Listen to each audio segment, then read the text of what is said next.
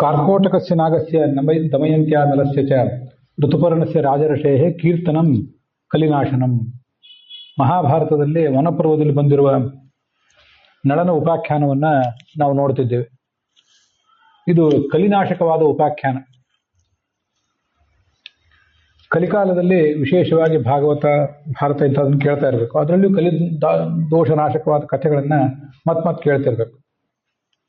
ದಮಯಂತಿ ಉಪಾಯ ಮಾಡಿದ್ಲು ನಳನನ್ನ ಮತ್ತು ಅವನಿಗೆ ಆಶ್ರಯ ಕೊಟ್ಟಂತಹ ಋತುಪರ್ಣ ರಾಜ ಇಬ್ಬರನ್ನು ಕೂಡ ಅಯೋಧ್ಯೆಯಿಂದ ಒಂದೇ ದಿವಸದಲ್ಲಿ ಕರೆಸ್ಕೊಂಡ್ಲು ವಿದರ್ಭ ದೇಶಕ್ಕೆ. ಅವನು ಆ ನಳ, ಆ ಬಾಹುಕ ಅಂತ ಏನಿದ್ದ ಸಾರಥಿ, ಅವನೇ ನಳ ಅಂತ ಅವಳಿಗೆ ಗುಮಾನ ಇತ್ತು. ಆದ್ರೆ ಇನ್ನೂ ಅದೊಂದು ಅವನ ಕೆಟ್ಟ ರೂಪ, ಕುರೂಪ, ಅದೊಂದು ತೀರ್ಮಾನ ಆಗಿರಲಿಲ್ಲ. ಮತ್ತೆ ತನ್ನ ಸಖಿ ಕೇಶಿನಿ ಅಂತ ಅವಳಿಗೆ ಹೇಳಿದ್ಲು. ಇನ್ನಷ್ಟು ಅವನನ್ನು ಸೂಕ್ಷ್ಮವಾಗಿ ಗಮನಿಸು, ನೀರಿನ ಜೊತೆಗೆ ಅಗ್ನಿ ಜೊತೆಗೆ ಅವನ ವ್ಯವಹಾರ ಹೇಗಿರ್ತದೆ ಅನ್ನೋದನ್ನು ಗಮನಿಸು. ಅವಳಿಗೆಲ್ಲ ಗೊತ್ತು. ಅವನಿಗೇನಾದ್ರೂ ನೀರಾದ್ರೂ ಬೇಕಾದಾಗ ನೀರು ಕೊಡಬೇಡ, ಅವ್ನು ಕೇಳಿದ್ನೆಲ್ಲ ಕೊಡಬೇಕು ಅಂತ ವಿಚಾರ ಮಾಡಬೇಡ. ಬೆಂಕಿ ಕೊಡು ಅಂದ್ರೆ ಬೆಂಕಿನೂ ತೊಗೊಂಡು ಹೋಗ್ಬೇಡ ಅವನ ಹತ್ರ, ನೋಡೋಣ. ಇವಳು ಅಲ್ಲಿ ಹೋಗಿ ಎಲ್ಲ ಪರೀಕ್ಷೆ ಮಾಡಿದ್ಲು. ಪರೀಕ್ಷೆ ಮಾಡಿ ದಮಯಂತಿಗೆ ಬಂದು ಹೇಳಿದ್ಲು, ನಾ ಇಂಥ ವಿಚಿತ್ರ ವ್ಯಕ್ತಿನೇ ನೋಡಿರ್ಲಿಲ್ಲ. ಅವನೆಲ್ಲೋ ಹಿಂಗೆ ನಡ್ಕೊಂಡು ಹೋಗುವಾಗ ಬಾಗಿಲು ಚಿಕ್ಕದಾಗಿದ್ರೆ ನಾವೇನ್ ಮಾಡ್ತೇವೆ, ಇಂಥ ಯಾವುದೋ ಕಲ್ಲೊಳ್ಳಿ ಹನುಮಂತನ ದೇವಸ್ಥಾನಕ್ಕೆ ಹೋಗಿ ಬಗ್ಗೆ ಹೋಗ್ತೇವೆ. ಅವನಿಗೆ ಹಾಗಿಲ್ಲ. ಅವನು ಎಷ್ಟು ಎತ್ತರ ಇದ್ದಾನ, ಅವನು ಅಲ್ಲಿ ಹೋಗ್ತಾ ಇದ್ರೆ ಬಾಗಲೇ ಎದ್ದು ನಿಲ್ತದೆ, ಅನಾಯಾಸವಾಗಿ ಮುಂದೆ ಹೋಗಿಬಿಡ್ತಾನ ಅವನು. ಸಣ್ಣ ಯಾವುದೋ ಕಿಂಡಿ ಒಳಗೂ ಬೇಕಾದ್ರೆ ಸೂರ್ಕೊಂಡು ಹೋಗ್ತಾನೆ. ಇವಳು ಅವನಿಗೂ ಗೊತ್ತಾಗದೇ ಇರುವಂತೆ ಅದನ್ನ ಪರೀಕ್ಷೆ ಮಾಡಿದ್ಲು ಅಂತ ಕಾಣಿಸ್ತದೆ ಆ ಗೆಳತಿ.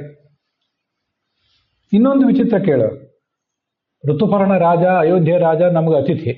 ನಮ್ಮ ರಾಜ ಭೀಮ ಅವನಿಗೆ ಬೇಕಾದಷ್ಟು ಊಟಕ್ಕೆ ವ್ಯವಸ್ಥೆ ಎಲ್ಲ ಮಾಡಿದ್ದಾನೆ. ನಾನಾ ಥರದ ಮಾಂಸ ಎಲ್ಲ ತಗೊಂಡೋಗಿ ಅವನಿಗೆ ಕೊಟ್ಟಿದ್ದಾನೆ, ಕಳಿಸಿಕೊಟ್ಟಿದ್ದಾನೆ. ಅನೇಕ ಪಾತ್ರಗಳು ಅದೆಲ್ಲ ಇದ್ದೇವೆ. ಎಲ್ಲೂ ನೀರಿರಲಿಲ್ಲ ಅಲ್ಲಿ ಹೋಗಿ ನೋಡಿದ್ರೆ ಆ ನಳ ಸ್ವಲ್ಪ ನೀರು ತಗೊಂಡ್ ಬಾ, ಅಡಿಗೆ ಮಾಡ್ಬೇಕಾಗಿದೆ ಅಂತ ನಳ ಹೇಳ್ತಾನೆ ಅಂತ ನಾನು ತಿಳಿದಿದ್ದೆ. ನಳ ಋತುಪರ್ಣ ರಾಜನಿಗೆ ಬರೇ ಸಾರಥಿ ಅಲ್ಲ, ಖಾಸ ಕುಕ್ ಅವನು, ಅಡಿಗೆಯವನು ಹೌದು. ನೀರು ಕೇಳ್ತಾನ ಅಂತ ಕೇಳಿದ್ರೆ ನೀರು ಕಾಯಲಿಲ್ಲ. ಹಿಂಗೆ ಪಾತ್ರೆ ನೋಡ್ತಾನೆ, ನೋಡಿದ್ರೆ ನೀರು ಅಲ್ಲಿ ತಾನಾಗೆ ಬಂದ್ಬಿಡ್ತದೆ. ಅದು ಆಶ್ಚರ್ಯ. ಮತ್ತೆ ಅದನ್ನು ತೊಳೆದು, ನೀರಿನಿಂದ ತೊಳೆದು ಅದನ್ನು ಬೇಯಿಸ್ಲಿಕ್ಕೆ ಇಡ್ತಾನೆ. ಬೆಂಕಿ ಎಲ್ಲಿದೆ? ಅಲ್ಲಿ ಬೆಂಕಿ ಇಲ್ಲ. ಅವನು ಬೆಂಕಿ ತಗೊಂಡ್ ಬಾ ಅಂತ ನನ್ನ ಕಡೆ ಹೇಳ್ತಾನೆ ಅಂತ ನಾನು ನೋಡಿದ್ರೆ ಅವನೇನೂ ಇಲ್ಲ. ಅದೇನ್ ಮಾಡ್ತಾನೆ, ಒಂದಿಷ್ಟು ಮುಷ್ಟಿ ಹುಲ್ಲು ತಗೋತಾನೆ, ಹುಲ್ಲು ಉರುವಲು ಏನೋ ತಗೋತಾನೆ, ಸೂರ್ಯನಿಗೆ ತೋರಿಸ್ತಾನೆ, ಅದು ಭಗ್ಗಂತ ಹತ್ಕೋತದೆ, ಅಡಿಗೆ ಪ್ರಾರಂಭ ಮಾಡ್ತಾನೆ. ತುಂಬಾ ವಿಚಿತ್ರ ಇದು. ಮತ್ತೆ ಇನ್ನೊಂದು ಏನು, ನಾವು ಕೆಲವು ಬಾರಿ ಎರಡೆರಡು ಒಲೆ ಇಟ್ಟು, ಮೂರು ಒಲೆ ಇಟ್ಟು ಅಡಿಗೆ ಮಾಡ್ತಿರ್ತೇವಲ್ಲ, ಅದು ಈಗಿನ ಕಾಲದ ಒಲೆಗಳಿಗೆ ಆ ಸಮಸ್ಯೆ ಇರೋದಿಲ್ಲ. ಅದರ ಉರುವಲು ಎಲ್ಲಾ ಒಲೆಗಳಿಗೂ, 3 ಒಲೆಗಳಿಗೂ 2 ಒಲೆಗಳಿಗೂ ಸಮಾನವಾಗಿ ಪಾಸ್ ಆಗ್ತಿರ್ತದೆ. ಆ ಇದ್ದಲು ಅಥವಾ ಕಟ್ಟಿಗೆ ಮೇಲೆ ಅಡಿಗೆ ಮಾಡೋರಿಗೆ ಅದು ಗೊತ್ತಿರ್ತದೆ. ಕೆಲವು ಸರಿ ಇನ್ನೊಂದು ಒಲೆಗೆ ಏನಾದರೂ ಉರುವಲು ಕಡಿಮೆ ಆದರೆ ಇಲ್ಲಿಂದ ಇಕ್ಕಳು ತಗೊಂಡು ಆ ಕಡೆ ಹಾಕ್ಬೇಕಾಗ್ತದೆ.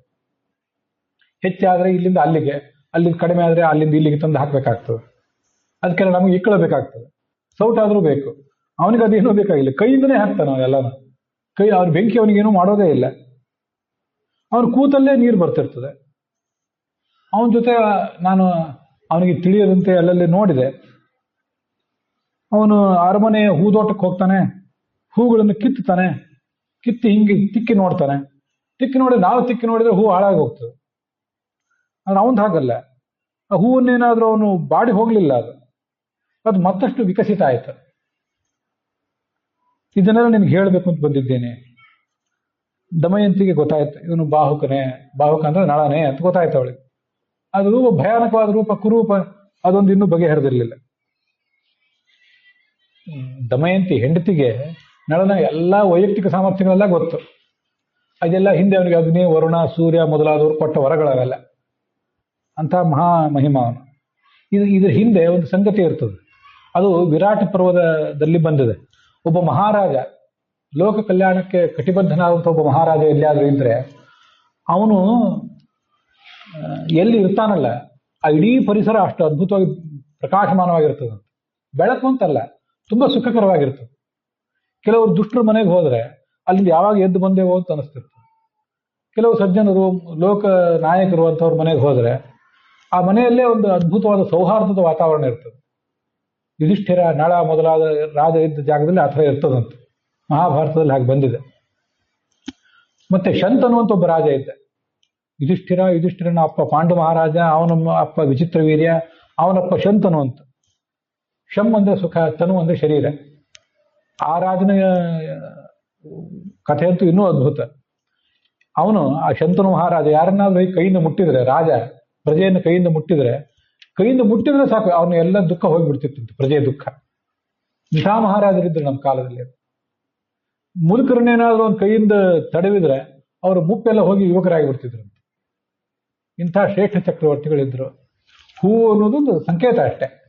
ಹೂವನ್ನೇ ಮುಟ್ಲಿ, ಅವನೊಂದು ಯಾರೋ ವ್ಯಕ್ತಿಯನ್ನು ಮುಟ್ಲಿ, ಈ ಸ್ಪರ್ಶ ಅನ್ನೋದು ಅಷ್ಟು ಅದ್ಭುತವಾದ್ದು. ಅದಕ್ಕಾಗಿ ಮಹಾತ್ಮರ ಸ್ಪರ್ಶ, ಕಾಲಿನ ಸ್ಪರ್ಶ ಆಗಬೇಕು, ಅವ್ರ ದೃಷ್ಟಿ ಬೀಳಬೇಕು ಅಂತೆಲ್ಲ ಹೇಳ್ತಿರ್ತಾರೆ. ಮತ್ತೆ ಅವ್ರ ಕಡೆಯಿಂದ ನಾವು ಆಶೀರ್ವಾದ ತಗೊಳ್ಳೋದು, ಮಂತ್ರಾಕ್ಷತೆ, ಹಣ್ಣು ಇತ್ಯಾದಿಗಳನ್ನ ತಗೊಳ್ಳೋದು, ಒಂದ್ಸರಿ ತಲೆ ಮೇಲೆ ಕೈ ಇಟ್ಟು ಆಶೀರ್ವಾದ ಮಾಡ್ರಿ ಅಂತ ಹೇಳೋದು, ಎಲ್ಲ ಇದಕ್ಕಾಗಿ. ಎಲ್ಲ ಒಳಗೆ ಭಗವಂತ ಇರ್ತಾನೆ, ಮಾಡಿಸ್ತಿರ್ತಾರೆ. ಮಹಾತ್ಮರದಕ್ಕೆ ನಿಮಿತ್ತ ಮಾತ್ರ ಆಗಿರ್ತಾರೆ ಅಷ್ಟೇ. ಏನಿಗ್ಲಿ ಭಗವಂತ ಮಾಡಿಸ್ತಿರ್ತಾನೆ. ಇದು ಹೂವಿನ ಕಥೆ. ನೋಡು, ಇನ್ನೊಂದು ಕೊನೆಯದೊಂದು ಪ್ರಯತ್ನ ಇದೆ. ಅಲ್ಲಿ ಹೋಗು, ಅವನಿಗೆ ತಿಳಿದಂತೆ ಅವನು ಅಡಿಗೆ ಮಾಡಿ ಇಟ್ಟಿನಲ್ಲ, ಮಾಂಸದ ಅಡಿಗೆ, ಸ್ವಲ್ಪ ಅದನ್ನೊಂದು ತೊಗೊಂಬ ನೋಡೋಣ, ಅದೊಂದು ಸ್ಯಾಂಪಲ್ ಪೀಸ್ ತೊಗೊಂಬ ನೋಡೋಣ ಅಂತ ಹೇಳಿದ್ವಿ. ಇವಳು ಅಲ್ಲಿ ಹೋದ್ಲು, ಸ್ವಲ್ಪ ತೊಗೊಂಬಂದ್ಲು. ದಮಯಂತಿ ಅದನ್ನ ತಿಂದು ನೋಡಿದ್ಲು. ಇದು ನಳಪಾಕಕ್ಕೂ ಈ ಬಾಹುಕನ ಪಾಕಕ್ಕೂ ಏನೂ ವ್ಯತ್ಯಾಸ ಇಲ್ಲ ಅನ್ನೋದು ಅವಳಿಗೆ ಪೂರ್ಣವಾಗಿ ನಿಶ್ಚಯ ಆಯ್ತು. ಜೋರಾಗಿ ಹತ್ಲು ಪಾಪ. ಇಬ್ರು ಮಕ್ಕಳನ್ನ ಕರ್ಕೊಂಬಂದ್ಲು. ಅವಳನ್ನ ಕೇಶಿನಿ ಕಡೆ ಕಳಿಸಿದ್ಲು, ಹೋಗ ಬಾಹುಕನ ಹತ್ರ ಈ ಮಕ್ಕಳನ್ನ ತಗೊಂಡು ಹೋಗುವಂತ. ಇಂದ್ರಸೇನ ಮತ್ತು ಇಂದ್ರಸೇನ ಅಂತ ಇಬ್ರು ಮಕ್ಕಳವರು. ಹೆಣ್ಣು ಹುಡುಗಿ ಇಂದ್ರಸೇನ, ಗಂಡು ಇಂದ್ರಸೇನ.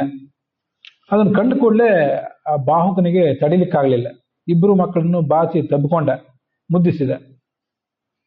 ಅಲ್ಲೇ ಒಂದು ಕಂಬಳಿ ಮೇಲೆ ತಾನೂ ಕೂತ್ಕೊಂಡ, ಇಬ್ರು ಮಕ್ಕಳನ್ನ ತೊಡೆ ಮೇಲೆ ಕೂಡಿಸ್ಕೊಂಡ. ಹಿಂದಿನ ನೆನಪೆಲ್ಲ ಬಂತು. ಅತ್ತ ಕರಳು ಕುಡಿ ಏನಾದರೂ.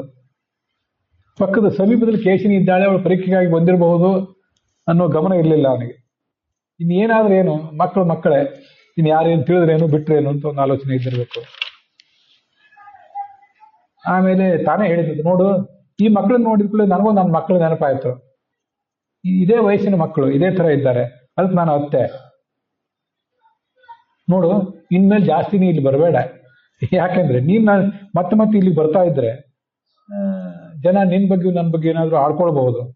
ನಾವಿಲ್ಲಿ ಪ್ರದೇಶದಿಂದ ಅತಿಥಿ, ನಾವು ಇಲ್ಲಿಂದ ಇದ್ದು ಹೋಗೋರಿದ್ದೇವೆ, ಆದ್ರಿಂದ ಇಲ್ಲಿ ಬರಬೇಡ, ಮಕ್ಕಳನ್ನ ಕರ್ಕೊಂಡು ಹೊರಟೋಗು ಅಂತ ಹೇಳಿಬಿಟ್ಟ. ದಮಯಂತಿಗೆ ಎಲ್ಲ ರಿಪೋರ್ಟ್ ಹೋಯ್ತು. ಆಗ ನಿಶ್ಚಿತ ಆಯ್ತು ಅವಳಿಗೆ, ನಳನೇ ಅಂತೇಳಿ. ತಾಯಿಗೆ ಹೋಗಿ ಹೇಳಿದ್ದು, ನೋಡು, ಆ ಬಾಹುಕ ಅಂದ್ರೆ ನಳನೇ, ನಂಗೆ ನಿಶ್ಚಿತ ಆಗಿದೆ.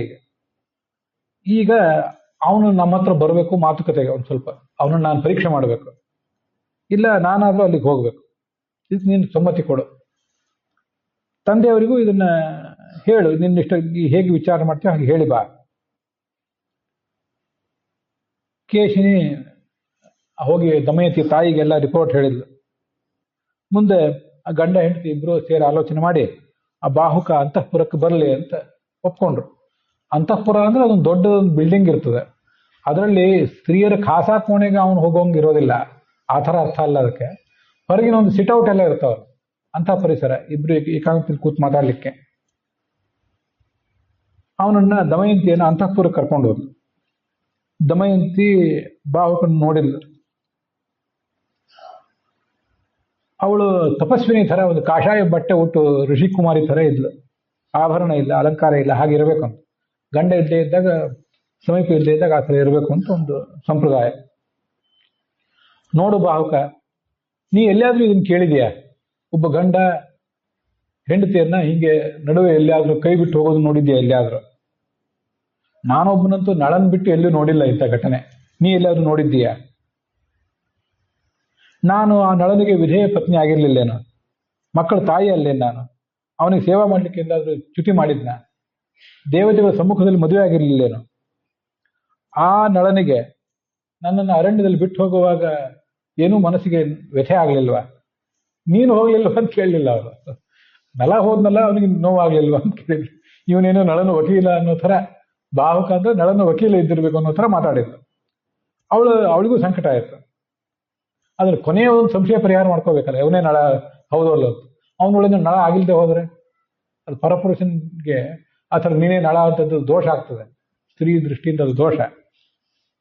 ಆಗ ಅವನಂದ, ನಾನು ಪಗಡೆ ಆಟದಲ್ಲಿ ರಾಜ್ಯ ಕಳ್ಕೊಂಡೆ, ಇದೆಲ್ಲ ಕಲಿಯಿಂದ ಆಗಿದ್ದು, ನೀನು ಕಲಿಗೆ ಶಾಪ ಕೊಟ್ಟಿದ್ದೆ, ಅದರಿಂದ ನನ್ನ ಒಳಗಿದ್ದಂಥ ಕಲಿ ನಿರಂತರವಾಗಿ ನನಗೆ ತೊಂದರೆ ಕೊಡಬೇಕು ಅಂತ ಅವನು ಇಲ್ಲಿ ಬಂದದ್ದಾಯ್ತು. ಆದ್ರೆ ಕಲಿಗೆ ಇದರಿಂದ ತುಂಬಾ ತೊಂದರೆ ಆಗ್ತಿತ್ತು. ಆದ್ರಿಂದ ಇವತ್ತು ಪ್ರಾಯ ಈ ಸಮಯ ಬಂದಿದೆ, ಕಲಿಯ ಪರಿಹಾರದ ಸಮಯ ಬಂದಿದೆ ಅಂತ ಕಾಣಿಸ್ತದೆ.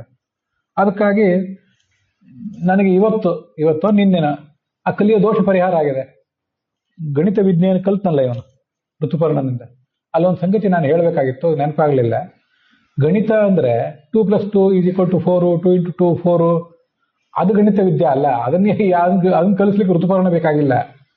ಅದು ಹಿಂದೆ ದೊಡ್ಡದ ಅರ್ಥ ಇರ್ತದೆ. ಅದು ಹಿಂದೆ ಮಹಾಭಾರತ ಪ್ರವಚನದಲ್ಲಿ ಹೇಳಿದ್ದೆ. ಸಂಖ್ಯಾಶಾಸ್ತ್ರ ಅದು ಮತ್ಯಾವ ದಂಡಶಾಸ್ತ್ರ ಆಗಿರಲಿ, ಅರ್ಥಶಾಸ್ತ್ರ ಆಗಿರಲಿ, ಸಕಲ ಶಾಸ್ತ್ರಗಳಿಂದಲೂ ವಾಚ್ಯ ಭಗವಂತ. ಸಕಲ ಶಾಸ್ತ್ರದಿಂದಲೂ ಭಗವಂತ ವಾಚ್ಯ ಅಂತ ತಿಳ್ಕೊಂಡ. ಅವನು ಅದನ್ನ ಹೇಳಿದ, ಇವನು ಅದನ್ನು ತಿಳ್ಕೊಂಡ. ಗಣಿತವನ್ನು ತಿಳ್ಕೊಂಡ, ಅದು ವಿಚಾರ ಬೇರೆ. ಗಣಿತವನ್ನು ತಿಳ್ಕೊಂಡ, ಅಕ್ಷವಿದ್ಯೆಯನ್ನು ತಿಳ್ಕೊಂಡ, ಅದು ಬೇರೆ. ಒಳಗೆ ಎಲ್ಲಾ ಸಕಲ ಶಬ್ದಗಳಿಂದಲೂ ವಾಚ್ಯನಾದ ಭಗವಂತನನ್ನು ತಿಳ್ಕೊಂಡ. ಆದ್ರಿಂದ ಕಲಿ ಹೋಗಿದ್ದು. ಅದಲ್ಲದೆ ಹೋಗಿದ್ರೆ ಮತ್ತೆ ಬರೇ ಗಣಿತ ಓದೋರಿಗೆ ಕಲಿಯನ್ನು ಹೋಗಿರೋದಿಲ್ವಲ್ಲ. ಗಣಿತ ಓದೋರಿಗೆ, ವಿಜ್ಞಾನ ಓದೋರಿಗೆ, ತಂತ್ರಜ್ಞಾನ ಓದೋರಿಗೆ, ಅದ್ಯಾಕೆ ಸಂಸ್ಕೃತ ಓದೋರಿಗೂ ಪಂಡಿತರಾದವರಿಗೂ ಕಲಿಯನ್ನು ಹೋಗಿರೋದಿಲ್ಲ. ಕಲಿ ಚೆನ್ನಾಗಿ ಬೇರೆಯವರು ಇರ್ತಾನೆ. ಆದ್ರಿಂದ ಆ ಶಾಸ್ತ್ರವನ್ನು ಓದುವುದು ಅಂದ್ರೆ ಭಗವಂತನನ್ನ ಅದರಲ್ಲಿ ಕಾಣುವುದು, ಅದು ಮುಖ್ಯ. ಅದೀಗ ಸಮಯ ಬಂದಿದೆ. ನಾನು ಇಲ್ಲಿ ಬಂದಿದ್ದೇನೆ ನಿನ್ನ ಸಲುವಾಗಿ.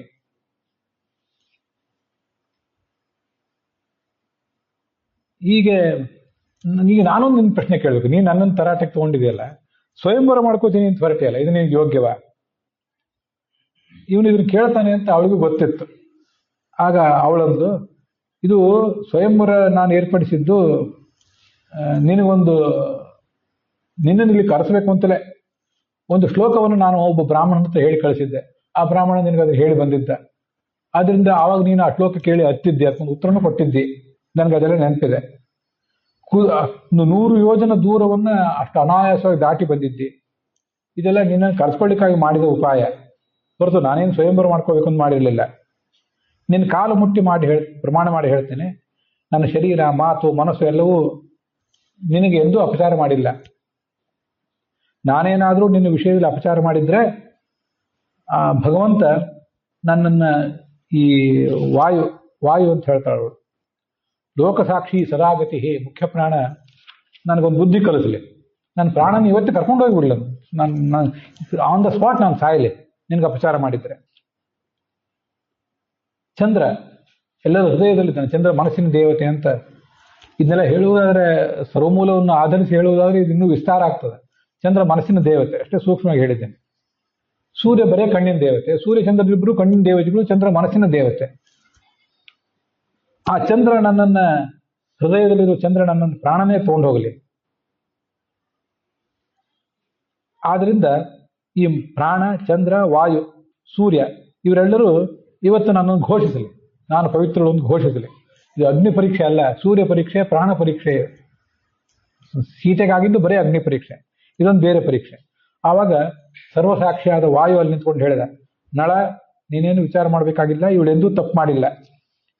ಇವಳು ತನ್ನ ಕುಲ ಗೌರವವನ್ನು ರಕ್ಷಿಸಿದ್ದಾಳೆ, ನಿನ್ನ ವಂಶದ ತಾಯಿ ವಂಶದ ಗೌರವವನ್ನು ರಕ್ಷಿಸಿದ್ದಾಳೆ. ಇದೊಂದು ಯೋಜನೆ ಮಾಡಿದ್ದವಳು. ಆ ಯೋಜನೆ ಇವತ್ತು ಕೈಗೂಡಿದೆ, ನೀನು ಅವಳಿಗೆ ಸಿಕ್ಕಿದ್ದಿ. ಇವತ್ತು ನೀನು ನಿನ್ನ ಪತ್ನಿಯ ಜೊತೆಗೆ ಮತ್ತೆ ಸೇರಬೇಕು. ದೇವತೆಗಳು ಮೇಲಿದ್ದ ಪುಷ್ಪವೃಷ್ಟಿ ಮಾಡಿದರು, ಮಂಗಳವಾದ್ಯ ಮೊಳಗಿದವು, ಆಕಾಶದ ವಾದ್ಯಗಳು. ಆಗ ಅವರಿಬ್ಬರ ಸಂಶಯಗಳು ಪರಿಹಾರ ಕಂಡವು. ಅವನ ಹತ್ರ ಅದೊಂದು ಮಡಿ, ರೇಷ್ಮೆ ಮಡಿ ಯಾವಾಗಲೂ ಇರ್ತಿತ್ತು, ಉಟ್ಕೊಳ್ಳೋದು. ಅದನ್ನ ಹೇಳಿದ್ದೆ ಕಾರ್ಕೋಟಕ. ಅದನ್ನು ಉಟ್ಕೊಂಡ ಕೂಡಲೇ ಕಲಿಯಂತೂ ಮೊದಲೇ ಹೋಗಿತ್ತು.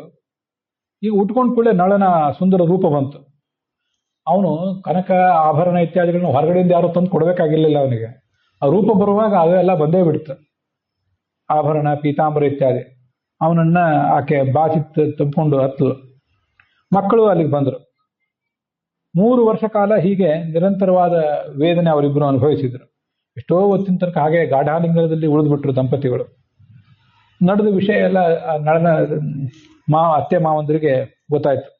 ಅವರು ಅಲ್ಲಿಗೆ ಬಂದರು.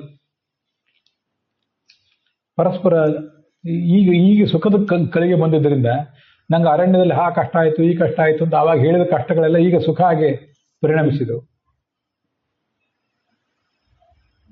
ನಳ ದಮಯಂತಿಯರಿಗೆ ಎಷ್ಟು ಆನಂದ ಆಗಿತ್ತು ಅನ್ನೋದನ್ನ ಮತ್ತೆ ನಮ್ಮಲ್ಲಿ ವರ್ಣಿಸಲಿಕ್ಕೆ ಸಾಧ್ಯ ಇಲ್ಲ. ದಮಯಂತಿ ಮತ್ತು ನಳ ಅವರಿಬ್ರು ಕೂಡ ಚಂದ್ರ ಮತ್ತು ರಾತ್ರಿಯರಂತೆ. ಬೆಳದಿಂಗಳ ರಾತ್ರಿ, ಅಲ್ಲಿ ಚಂದ್ರ ಇದ್ರೆ ಅದಕ್ಕೆ ಎಂಥ ಸೊಬಗು, ಹಾಗೆ ರಾತ್ರಿ ಅಂದ್ರೆ ಈ ದಮಯಂತಿ. ರಾತ್ರಿಗೆ ಚಂದ್ರ ಇಲ್ಲದೆ ಇದ್ರೆ ಸೊಬಗಿಲ್ಲ, ಹಾಗೆ ದಮಯಂತಿಗೆ ನಳ ಇಲ್ಲದೆ ಇದ್ರೆ ಸೊಬಗಿಲ್ಲ. ಚಂದ್ರ ಆದ್ರೂ ಇರುವುದೆಲ್ಲಿ? ಆಕಾಶದಲ್ಲೇ ಇರಬೇಕಲ್ಲ. ಆಕಾಶ ಬಿಟ್ಟು ನಾನು ಎಲ್ಲೋ ಭೂಮಿಗೆ ಇಳಿದು ಬರ್ತೀನಿ, ಚಂದ್ರನು ಇಳಿದು ಬರುವಂತಿಲ್ಲ. ಹೀಗೆ ಅವರಿಬ್ಬರು ಕಂಗೊಳಿಸಿದರು ಅಂತ ಆ ಒಂದು ಕಥಾ. ಅಲ್ಲಿಗೆ ಇವತ್ತಿನ ಅಧ್ಯಾಯ ಮುಗಿದಿದೆ. ಇನ್ನೊಂದೆರಡು ಅಧ್ಯಾಯದಲ್ಲಿ ಆ ಕಥೆಯ ಫಲಶ್ರುತಿ ಮತ್ತೆ ಅವನು ಮತ್ತೆ ರಾಜ್ಯ ಪಡ್ಕೊಂಡದ್ದು ನಾವು ನೋಡ್ತೀವಿ. ಅಲ್ಲಿಗೆ ಇವತ್ತಿನ ಈ ಭಾಗ ಸಮಾಪ್ತ ಆಗಿದೆ. ಹುಸಿಯ ನಾಡಿ ಹೊಟ್ಟೆ ಹೊರೆವು, ವಿಷಯದಲ್ಲಿ ರಸಿಕನೆಂದು ಹುಸಿಗೆ ಹಾಕಿದ್ರು ಇನ್ನು ಋಷಿಕೇಶನೇ. ಈಶನಿನ್ನ ಶರಣ ಭಜನೆ ಆಸೆಯಿಂದ ಮಾಡುವೆ, ದೋಷ ರಾಶಿ ನಾಶ ಮಾಡು ಶ್ರೀಶಕೇಶವ. ಶ್ರೀಕೃಷ್ಣಾರ್ಪಣ.